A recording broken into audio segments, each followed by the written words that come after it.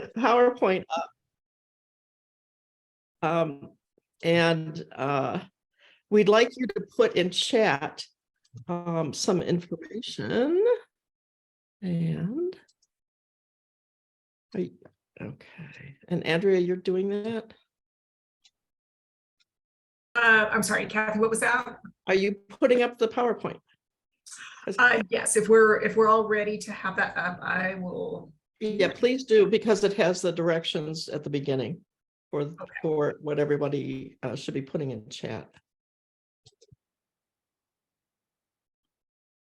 Oh, we got 40 people. That's great. That's outstanding. Outstanding. Yeah, we've got a nice crowd today. Yeah. Yep. Not only do we have a lot of Coloradans, but we have the president of Oregon's league who got so excited when she saw, got the email that we were having training, and Oregon does other things with their action group, but doesn't do official training, that she said, can I sign up too? So welcome, Becky. You're Excellent. always welcome, Becky. Well, All and right. it's exciting to be able to hear other perspectives from different leagues. Yeah, absolutely. So it would be really good if everybody, we don't want to take the time to go and do a round robin since we only have an hour. So if you could put your name and your preferred pronouns in the chat, your local league, if you are a member of the Legislative Action Committee, or if you are going to be a new member, or if you're continuing as a member, and then if you are a member of one of our task forces, one of our Colorado task forces, and if so, not one, but sometimes several, if you could put which task forces where you are a member. And we'll take a moment for you to do that. Kathy, while everyone's doing that, can I just chime in really? Please do. Oh, sorry. Am I talking? I think I'm talking over someone. Oh, maybe not. I just wanted to chime in and draw attention to the email that I had sent to our existing LAC members about the Colorado Social Legislation Committee legislative training that they are doing. It's a 3-part training similar to ours in some ways that is taking place for session on November 16th. We had sent this out as an additional resource and, just something that we thought might be a nice supplement to the trainings that we're doing. If anyone, for those that aren't on the existing LAC list and might be interested in that, let me know if you don't already have access to that.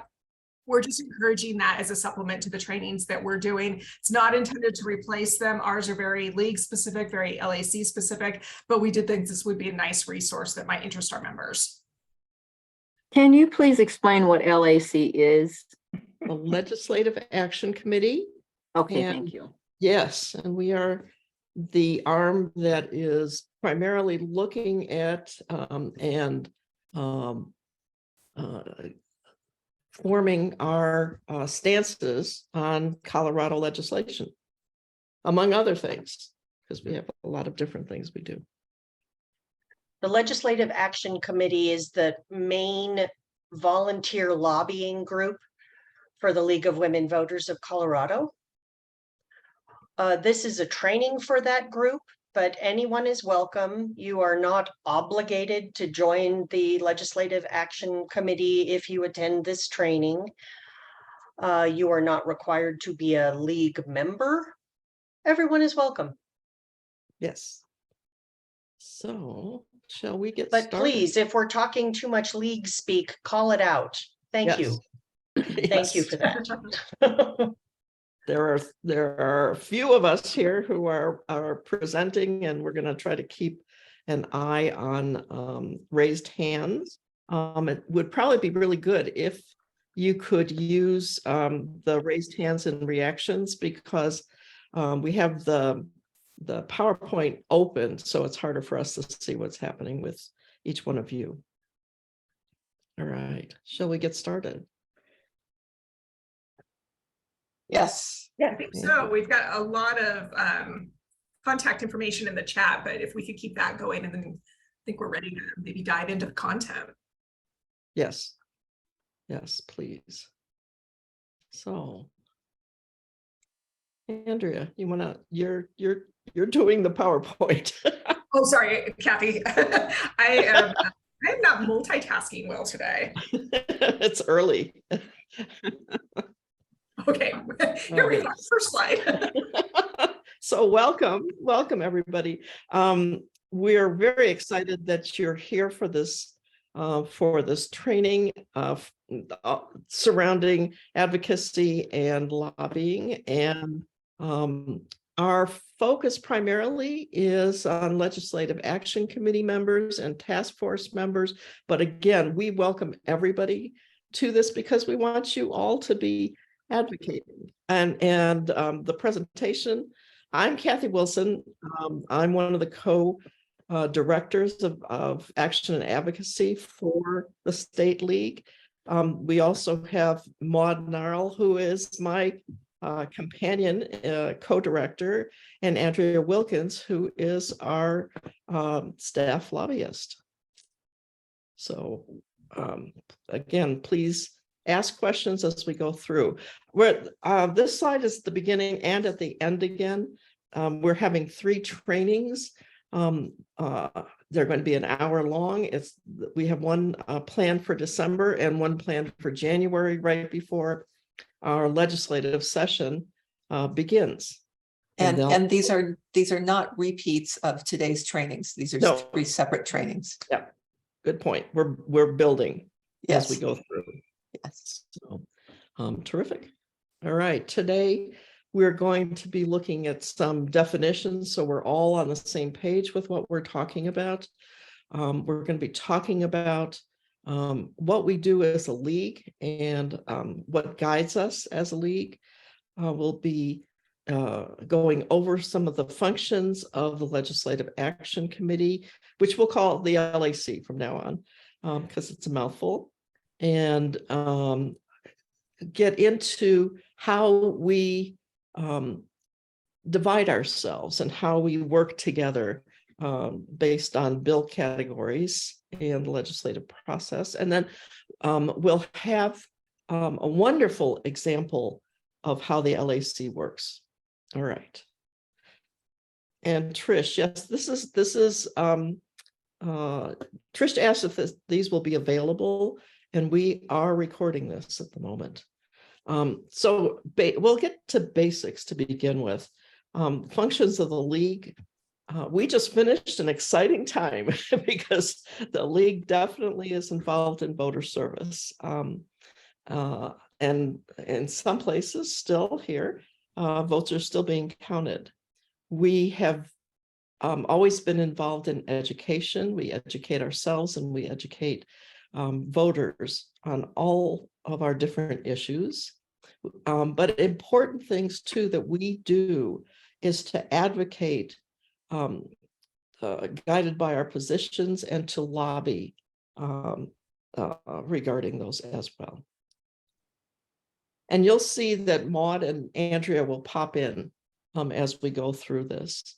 So I'm not gonna go about reading these to you, but it's important that you know the difference between advocacy and lobbying, and there are different types of lobbying. One of the things that the LAC is very involved in is grassroots lobbying. I want to call attention to that, and I will read this. Any attempt to influence any legislation through an attempt to affect the opinion of the general public or any segment thereof.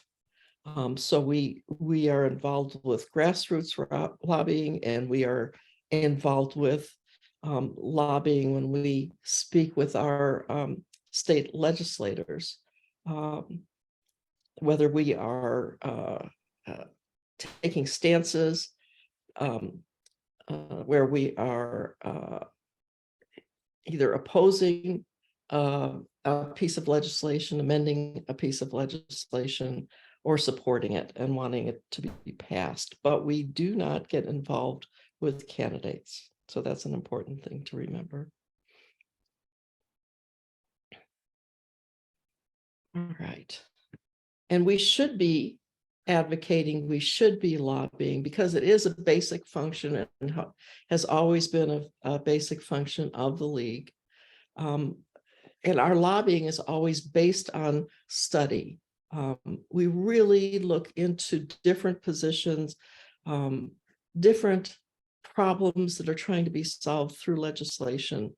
And many times we know more because of the study that we do. We know more than the people who we are lobbying. So we can be an asset to them. And the other function is that we can speak for somebody who can't speak for themselves. And I think we just did that this week by, as an example, by how we were supporting what was happening with the social studies standards and the push for them to be more diverse, so that what our children learn in schools is broader and considers the diversity, the wonderful diversity in our state and our country. But we always have to consider how much time this is going to take, what the expertise is, and what the conditions are. So we don't try to do everything. We try to be focused in our efforts. All right. Right, I'm the only person covering revenue. If anyone else would like to help, I'd love some help, because very little can be done without money. And I had upwards of 60 bills in my spreadsheet last session. No, I did not weigh in on all of those bills, even just a fraction of them, the most important ones. Mhm, mhm. One of the things that gives us strength and gives us the power that we have to influence what's being done legislatively is that we speak with one voice. And because of that, we look to the League of Women Voters US, because they are the ones who are responsible for national policies. We have our state policies, and they're consistent always with the national policies.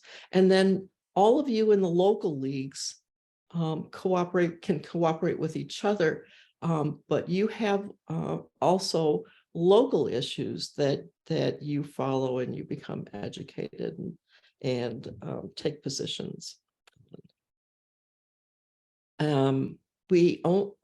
This last part is very important, because our president or designated spokespersons are responsible for speaking for the league.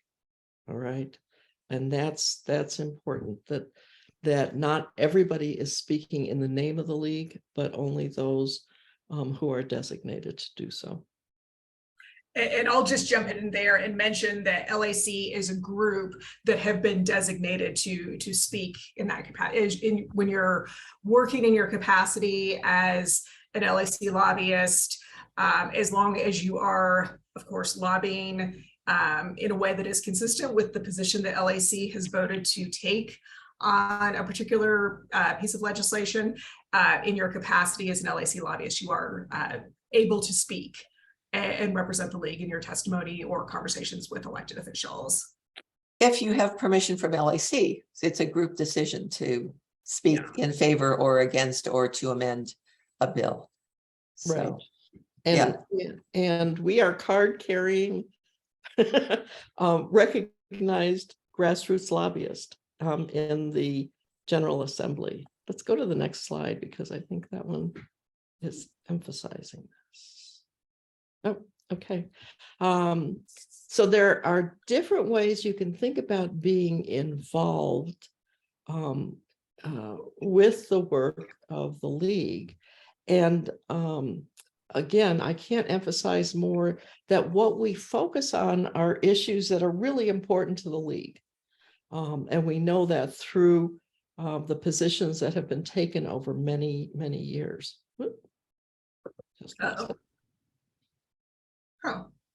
hang on, I'm not sure what happened here. Amy, I think you accidentally hit share screen. And we got your screen instead of the slide deck. Kathy can keep talking. And then I think Andrea, if you want to put the deck back up. Sorry about that. I was still on the page that had the chat. I couldn't get out of it, so I was Oh. trying different icons. All No right. problem. Are you all able to, are we back where we need to be? Yes, we are. We're Yes. good. We're good. Another way that we can speak with one voice and we can speak loudly is by responding to calls to action. There might be calls to action from the US League, from the state league, or from your local leagues. We just had an example of this a couple of days ago where, again, I'll go back to the social studies decision that was being made by the Colorado State School Board about social studies. And we put out a call to action that to please contact the state school board members to restore the language that was much more specific about what should be included with instruction from preschool through 12th grade. And we were successful along with many other people that were calling for that. So please answer your calls to action. We have become an information source on issues where we study. I think one of the things that as an information source, when I was talking with even my doctor last week, and we were talking about abortion and reproductive rights, I told him that the league has had a position with this since 1978. So we have studied the issues and we can talk with authority and share that information. One of the things that most definitely the Legislative Action Committee, the LAC, does is study legislation. As Maud said, she looks at legislation that has to do with finance. I look at education legislation, and we'll go over all the different areas. But as bills come in, either to the Colorado House or the Colorado Senate, we really look at what is written in that act, so we know if as we talk with the other members in the LAC, whether we're going to recommend that either we just follow a bill or we support a bill or we're going to oppose the bill or ask for an amendment. And we do that because we really analyze the language of the legislation. We can look at other people who are trusted sources of information and see what they have to say. We and all of you can call or write your legislators. You can give testimony on bills. But if you are not a member of the Legislative Action Committee, you must do that as individuals, and that's really important. We'll talk more about that. Letters to the editor are great ways to get points across to more people than we can just talk with ourselves. So please think about writing letters to the editor.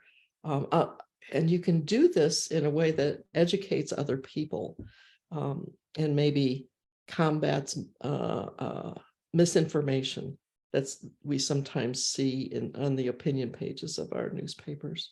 And again, Kathy, yep. the letters to the editor should be as individuals, right? Yes. Unless definitely. with LAC permission. Right. Exactly.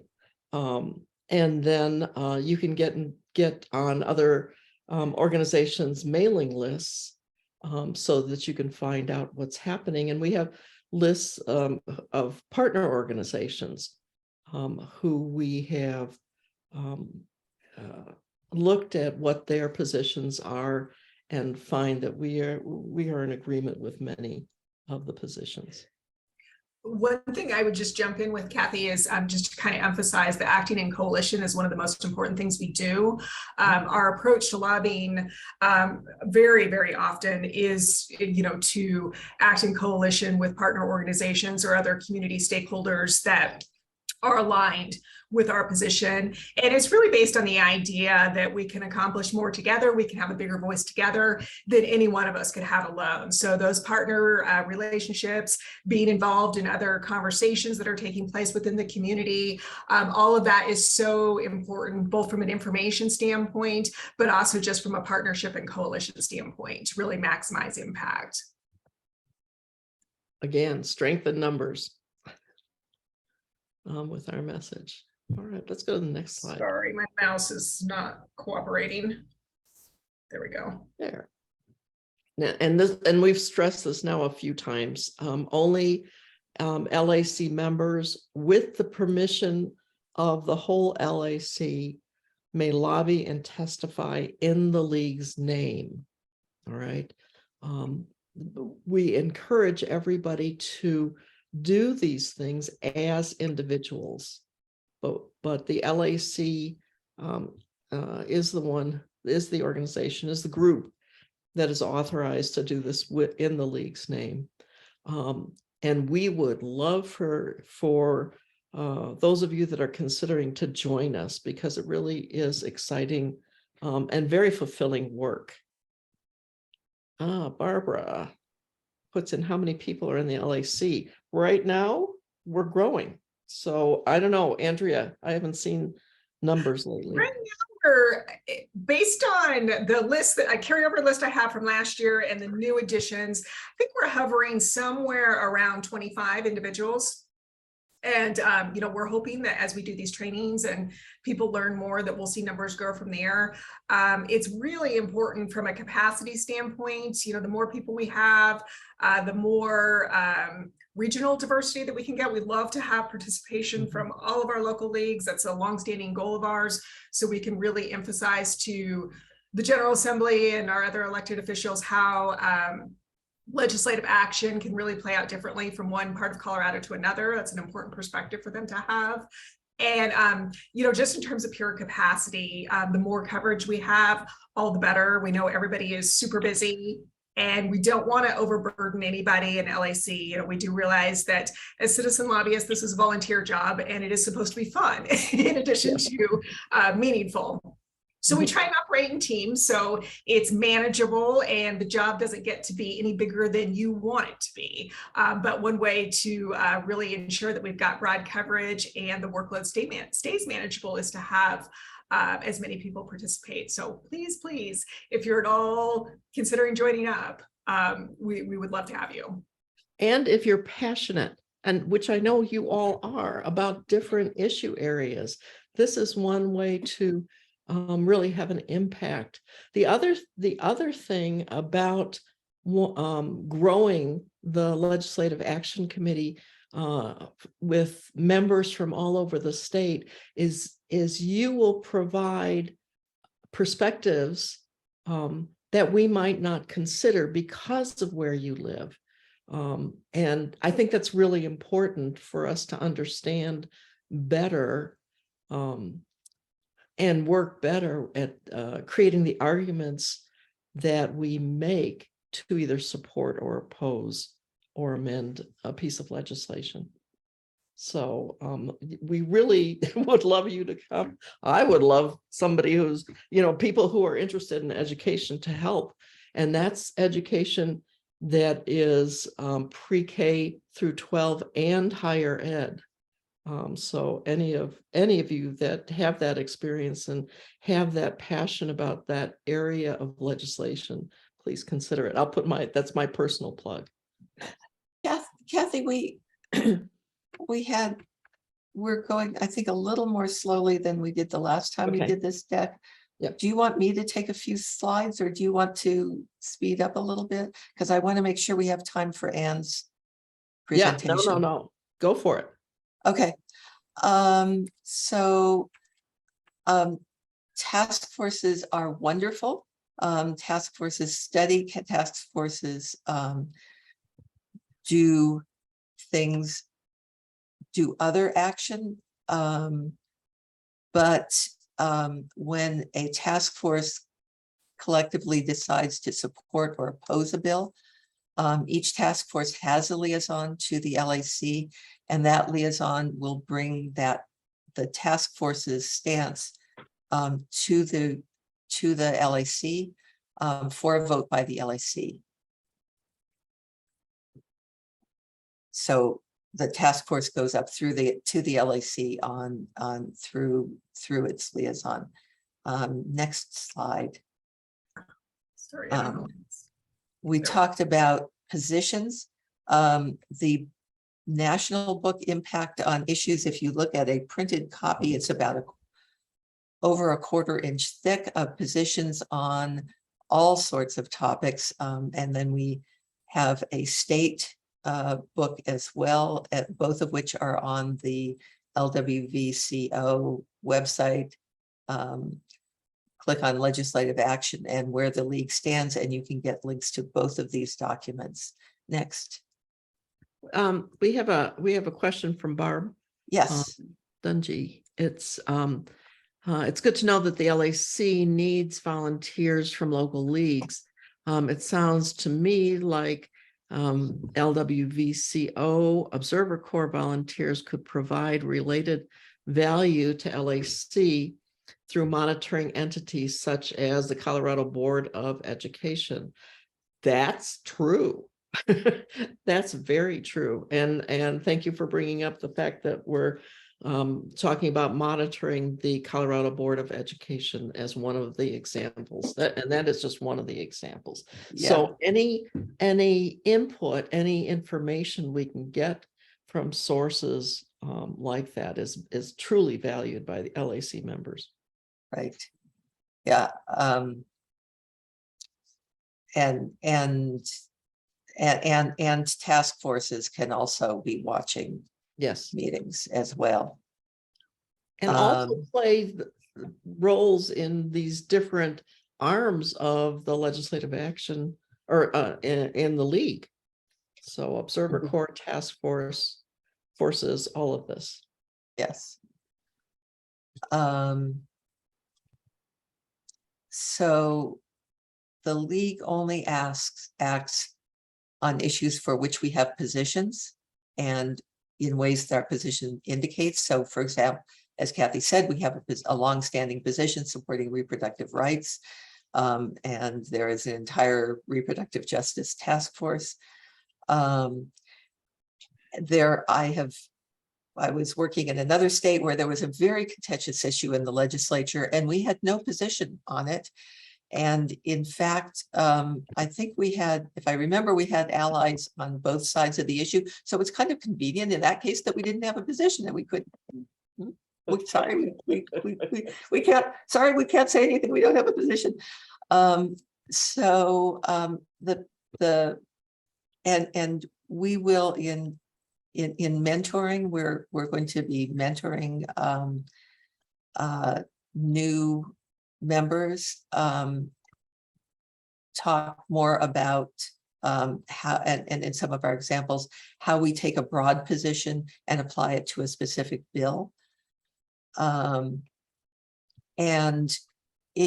bills will not uncommonly cross topic lines. There were many bills. One of the reasons I had 70 bills in my spreadsheet is because many bills to implement something in someone else's topic area, like education or housing or transportation, had money in it as well, funding of some sort.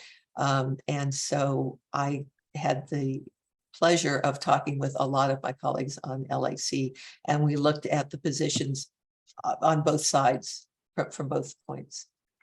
And we can use both state positions and national positions. If you're working at the local level, you can use your local positions as well, but we cannot, it doesn't go the other way. We cannot use local positions at the state level. some of the state national positions say, we believe this in the federal tax code, and we just happily take that and apply it to state tax code. So here is the table of contents for our state positions, and you can see we have there. Not only do we have specific positions, but there are principles at the national level, principles at the state level that we apply. There are positions in healthcare and justice and gun safety and childcare and income assistance and fiscal policy, yay, as well as voting methods. Obviously, we have a lot on voting methods and election security. Next. And this is where we go. These books are where we go to give us the foundation and the support of what we say to legislators or to Colorado school board members or whomever. We go to our positions. So, and we had a request to put the link to our position page, position documents in the chat, or the page that have the position documents. So picture the Capitol. Next session starts January 9th. And I've already forgotten our training. Is our training before or after the Yes, it's 9th? before, it's on the 6th. It's before, it's on the 6th, so just beforehand. Okay, next. So we're And prepared. LAC meetings will start on the 13th. I'm not sure if we have that mentioned on the slide or not, but No. we usually do start up our bi-weekly meetings for the session. Either, well, it's always on a Friday, or historically it's always been on Friday. It will be again this year, and we'll be about a week into session at that point when they start up. And those meetings are limited to 2 hours every other week, which we instituted last year, Yeah. but is different from years past. So I know that some people were involved with the LAC in past years where the meetings were much longer. We've gotten really good about limiting our conversations. It's a hard stop. 2 hours. Yes, it is a hard stop. Yes. And there was a question about the Catholic affiliated hospitals and their decision not to perform post-cesarean section tubal ligations. And I will defer to anyone who's covering healthcare or reproductive rights, but I am pretty sure that there would be something in there about the under health and reproductive rights that would cover that. The other place that I would send somebody is the League of Women Voters of United States, you know, our national website, to look to see what they have up on the national website in specific areas such as reproductive rights. And I will mention to anyone that has not participated in the Reproductive Justice Task Force, that is a key issue that they are very focused on. And we want to ensure that that is part of the discussion in consideration as legislation around this issue is developed this coming session, because you know, it's a big problem across the country. It's a big problem for Colorado, but it's much bigger than that. And so it's definitely something that we need to be paying attention to. We need to figure out how we ensure that people have access to which they have a legal right to seek out. Yes. So this slide says legislative action teams, except not all of these areas are staffed. So if we cover, as you can see, a very wide range of topics, or would like to cover, and not everything has people attached to them. So where would we like people to ping? What email address would we like people to ping who are so excited by hearing this training that they would like to join LAC We have that slide with our contact. We have that slide. Okay, Yeah. good. Yeah. And in addition, the task force list is on the state website under advocacy. It says join task forces.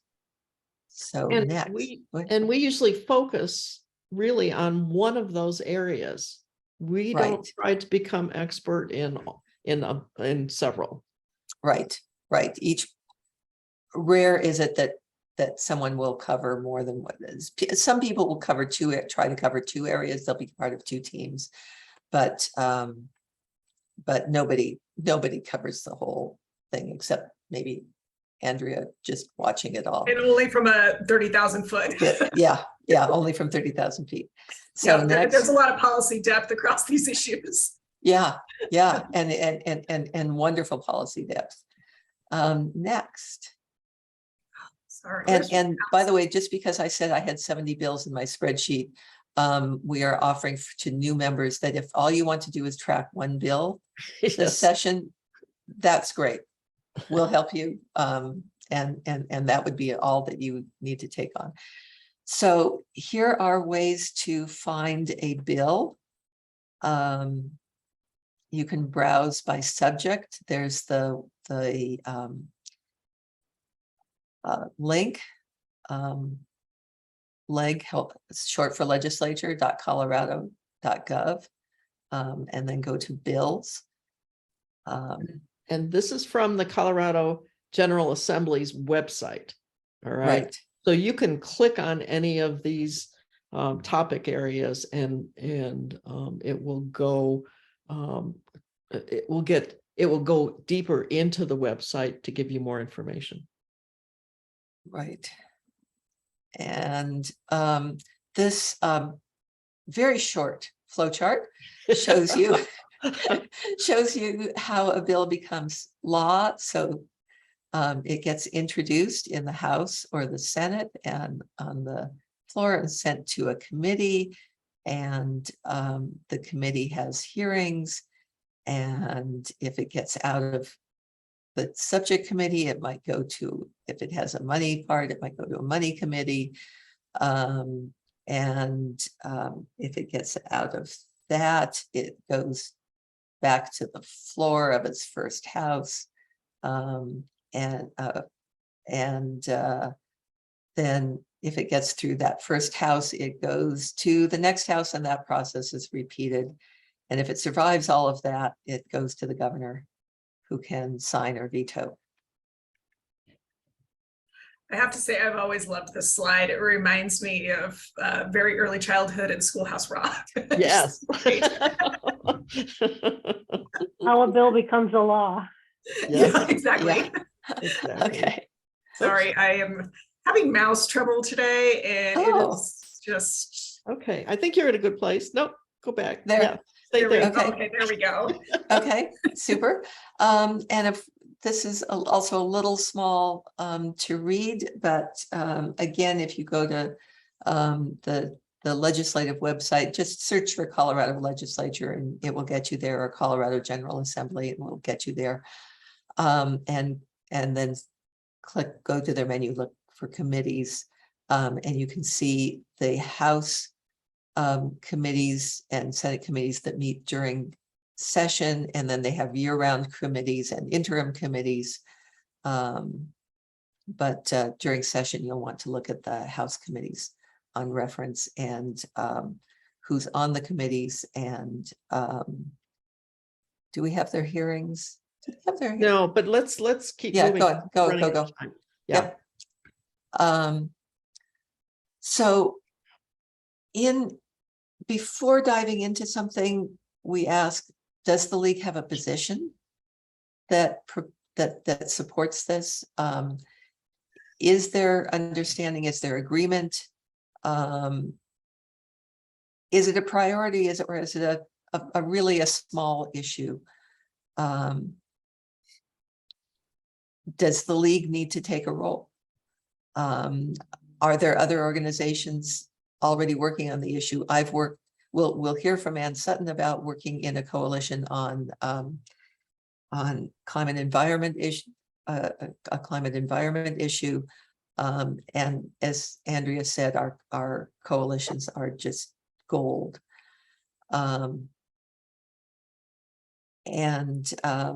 Is this the right timing, or is it just not ever going to happen, or not going to happen for a very, very long time? So next. Could I just Yeah, jump really yeah. quick moment to say, in determining priority, I know that's something that we've gotten a lot of questions from newer league members over the years, because it can be kind of hard to figure out. I mean, everything, you know, everything that's introduced is important in some way or another.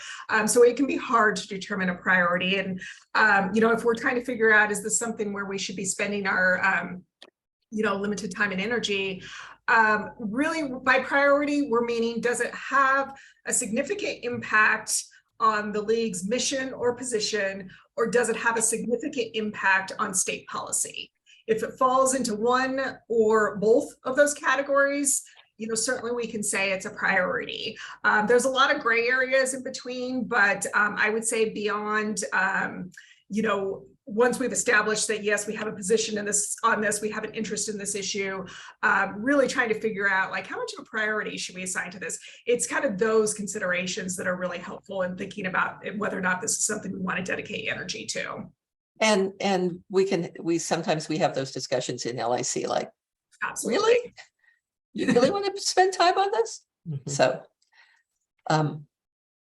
and Anne, thank you for joining us. Andrea has your slide, and I'm going to turn things over to And you. Anne, I am going to pull up your slide. Would help if I got off mute.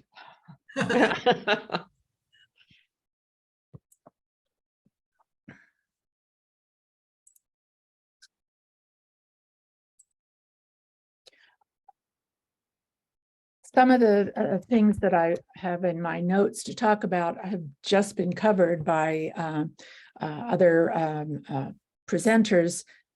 Yeah, there you go. So I hope that I'll be able to weed that out, but I'll be doing it on the fly. So sorry for any repetition that you may detect. And repetition is good. Okay. That's how we learn. That's how we learn. Well, this is an example of an opportunity that the league had to have input into the drafting and presentation of a bill at early stages. It's often been noted in our committee meetings that we wish we could have gotten to the sponsor or the drafter earlier to give an opinion. So it's always sort of been on our wish list. The league was approached to collaborate on this bipartisan bill to address a serious public health and environmental problem facing the state. Tony Larson asked the environmental team to reach out to and assist the coalition. PFAS is perfluoroalkyl chemical substances, or polyfluoroalkyl chemical substances. So the acronym PFAS is a shorthand for a very large category of chemicals that are used in the manufacture of a wide variety of consumer products because of their heat resistance and their oil resistance properties. For example, PFAS are in non-stick cooking surfaces. They're used as coatings on food packaging, on carpets, draperies, and other fabrics for stain resistance. So think Teflon, think Scotchgard, and others. PFAS are often described as forever chemicals because they persist in the environment and in the human body and have been linked to long-term health problems. This is a simple pathway that the bill took after its introduction and through to its ultimate success. The principal sponsor was Lisa Cutter of Jefferson County, and the bill was heard in finance, as noted by Maud, in both chambers because it includes fines for non-compliance. And it was also heard in appropriations because there are additional expenditures associated and additional staffing in the Department of Public Health and the Environment. Next slide.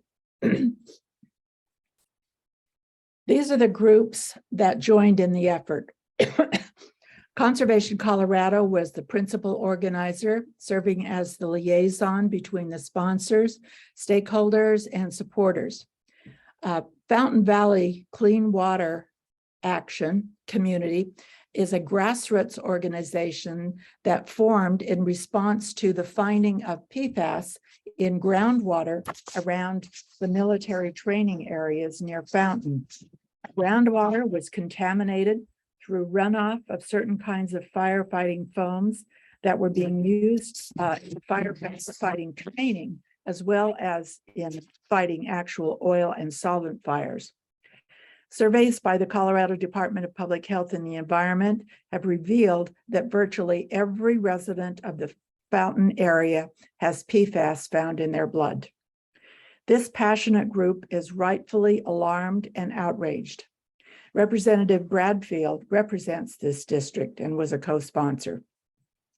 In 2019, the General Assembly passed legislation to restrict the use of PFAS-containing firefighting foam and to require transparency about inclusion of PFAS in protective equipment. The regulation is by CDPHE.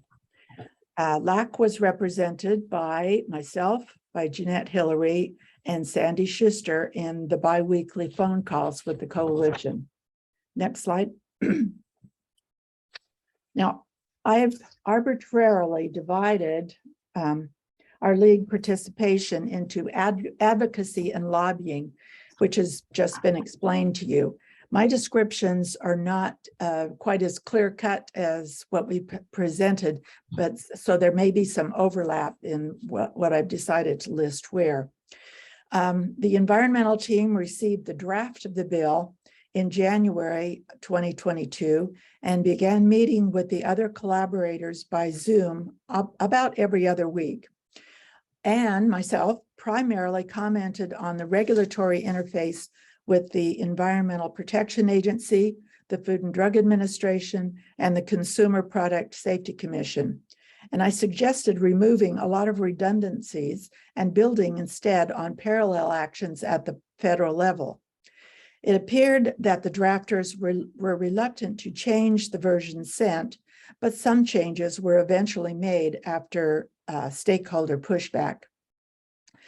Jeanette offered some well-received comments on ways water becomes contaminated and on the standards for water treatment.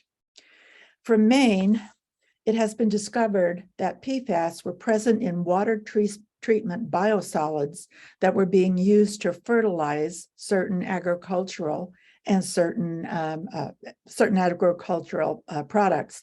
And in this way, they actually ended up contaminating the local food supply. The goals listed here were not all achieved, nor was the aggressive time frame of action by 2024. For example, the wastewater treatment stakeholders claimed that wastewater monitoring for PFAS is already in place, and they objected to the cost of expanding the scope. The use of PFAS in firefighting foams was compromised to be allowed with where there are no alternatives available. So this was a compromise. But we added, or the drafters added safe storage specifications, especially at airports and at the petroleum industry for emergency use. So you can imagine what would happen if there was a dreadful plane crash out at one of the airports and there was no class B fire, which is a Class B fire, and there were no good alternatives to using the PFAS firefighting foam. The bill was introduced on the 28th of March. There was a kickoff press event, mainly led by COPERG from the previous slide. I attended that event. The featured speaker, the House sponsors presented their reasoning for presenting the bill. And there was a featured speaker was from the Fountain Valley Clean Water Community. We presented it to LAC, to the entire committee, and we answered questions and had discussion, and they agreed that this was a bill that we would support. I wrote this focus article that appeared on our legislative action report, and this is a public-facing article on the LWVCO website, so anybody can read that article. And Sandy and I presented it to the Climate Emergency Task Force and answered questions. And we asked them to contact their representatives, especially if any of their representatives were on the committees that were going to be hearing this bill. We again emphasized that they would be contacting them as constituents and not representing the league, but that they could use league language in any of their materials. Okay, next slide. We posted, next slide. Sorry, Good luck. there we go. There it goes.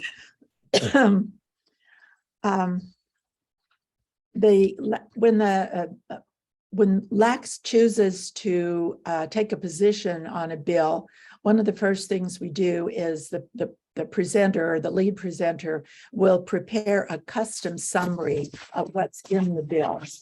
And this is so that it's not just a repeat of the summary that occurs on the General Assembly bill website. It's something that presents our rationale for the support or opposition to the bill in some cases.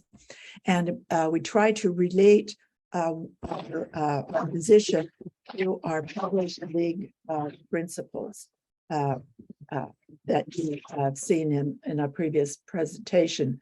So what I put in this custom summary is that the league supports prevention of disease, health promotion, and education within our healthcare system. In subsequent publications or letters that I wrote, I expanded on that. Let's see. I made similar statements of position as a volunteer lobbyist. I submitted this to the House Energy and Environment Committee through the public testimony option. Now you can find how to do that on the General Assembly website under committees. I should have printed out a screenshot. You just follow that pathway and you can submit your comments or letter electronically. There's also an option to sign up and present your testimony live. You can either go to the Capitol and present it before the committee, or you can present through WebEx. There's yeah, go ahead. And thank you for having a sneak preview of one of our next training. Yeah. Okay. which will cover that. So thank you for giving a sneak preview and ad, as we say. Yeah. They usually give you a 3-minute time limit. If there's lots and lots of testimony, they'll drop that down to 2 minutes. So be prepared to cut your testimony and practice, because they will cut you off. Yes. After passing in the Environment and Energy and Environment in the House, the bill went to Finance because of the provisions for fines, in other words, revenue. The chair of the House Finance Committee is my representative, so I made this letter a little more personal and I sent it directly to her office, again, representing myself as a lobbyist for the league. During the committee hearings, there were amendments and compromises. They removed the process for banning bills that were not specifically listed in the bill. There was the set of categories that were listed, but then the CDPHE was given authority to add additional categories or types of products, and they took that out in one of the committees. So if we want to ban additional product categories that are not contained in the bill, this will have to go to future legislation, or it might be covered by rulemaking. For example, they removed cookware from the list of products in the bill. And they changed the definition of food packaging so that it was narrowed to only items that are compostable. Well, we already have legislation that prohibits a lot of plastic food packaging, so we're a little bit covered on that. They removed the total ban on the sale of firefighting foam for reasons that I indicated. But apparently there is a very strong national momentum that is almost certainly going to take care of this problem, and the EPA is on top of that. The bill still includes the following: compostable food packaging, juvenile products as defined by the Consumer Product Safety Commission, carpets, rugs, and fabric treatments, home furnishings such as draperies and curtains that are pre-treated for stain resistance, upholstered furniture that is pre-treated, cosmetics, which, by the way, were already, the use of PFAS was already banned by the FDA. Cookware containing PFAS must now be labeled. And you may notice, I've noticed in some ads on television that nonstick cookware now sometimes says does not contain PFOA or PP something else. But what they don't say is whether they've substituted another version of a polyfluoroalkyl chemical as an alternative. So there's more transparency. So I think we're still lacking total transparency in that arena. Oil and gas products, the industry initially claimed that they were not using PFAS in their fracking fluids, but there was indeed an article in the Denver Post that put that the lie to them. So what they've required of this, the oil and gas industry, that states have a containment protocols in place for preventing this from running off into the environment. And that's pretty specified. Next. You saw this earlier. This is as a reminder of where to find some of our league positions. In my opinion, this bill is primarily about public health. It's not about the climate. It's a little bit about environment, but primarily it's about public health. As a league, we do not have a position specifically for public health. So I used combinations of language from our positions on environmental health, health care, and governance. The league supports prevention of disease, health promotion, and education within our healthcare system. We have a history of supporting bills that address the importance of control of environmental contaminants that are responsible for adverse health effects. And finally, the League continues to advocate for open, transparent, and accessible processes by all government bodies. Next slide. And as a final step, this is the legislative wrap that the LAC writes at the end of each session. It is a public-facing document posted on our website. And so this is another vehicle for advocacy to the community. The highlights here are that these are forever chemicals that persist in the environment and have adverse health effects. PFAS are present in the water supply throughout Colorado. That was a survey done by CDPHE. The bill prohibits the sale and distribution of certain products with added PFAS after January 1st, 2024, and those are specified in the bill. The bill requires safe storage and containment of PFAS-containing firefighting foams. Now, I didn't include in this wrap because it was a late development, some amendments that were put in the Senate Finance Committee. There will be a delay in the distribution prohibition for certain textiles and upholstery delayed to 2027.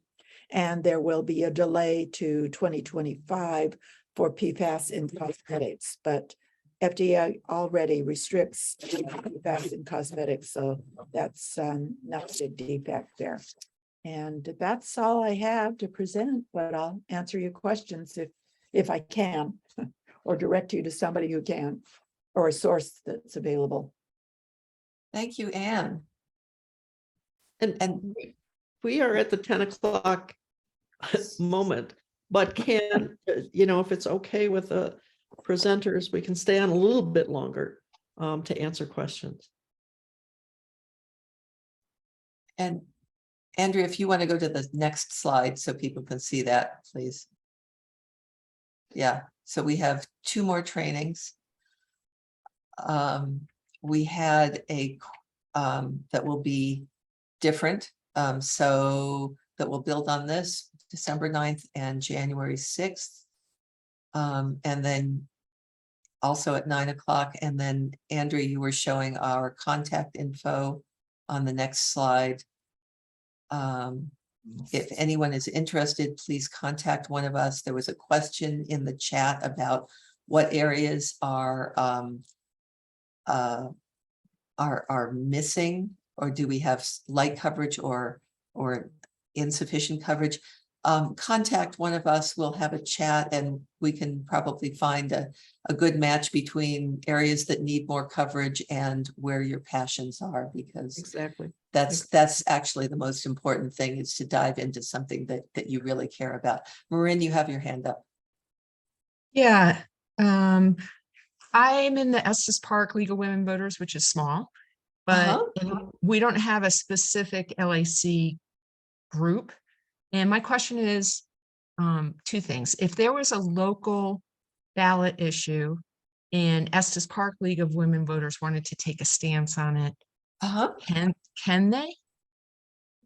You can use, if you have any local positions, you can use those. You can use any state position, and you can use any national positions. And if you have questions, reach out, please, to one of the 3 of us. We're happy to talk you through how to dig through the position books and documents and find things that apply one way or another to your local ballot issue. And I also invite the Estes League members who are interested in legislative action. Larimer has a legislative action team, and we meet every Monday, 3rd Monday of the month. So you're welcome to join our little group and maybe extend it to Estes Park.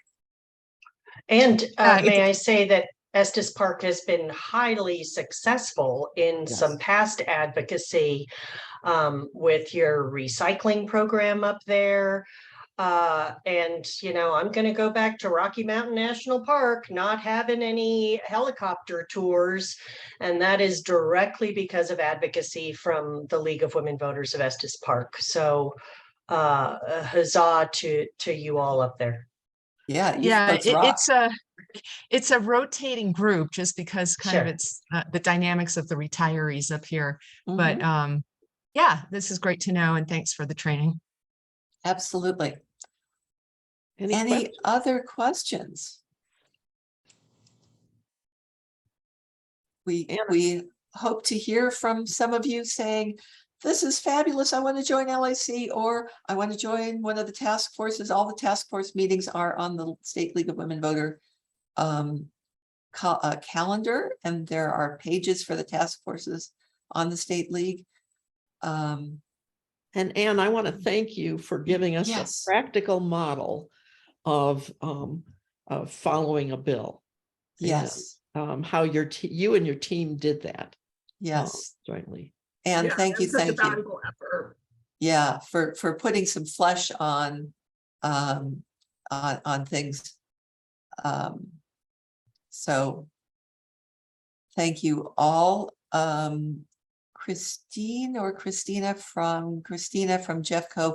I think you're going to stay on a little bit. And Kathy and Andrew, if you have a minute, or at least Kathy and I stay on and talk about she asked if we would do this for Yeah. the folks in Jeffco. Yeah, I talked to Christina yesterday, so, Yeah.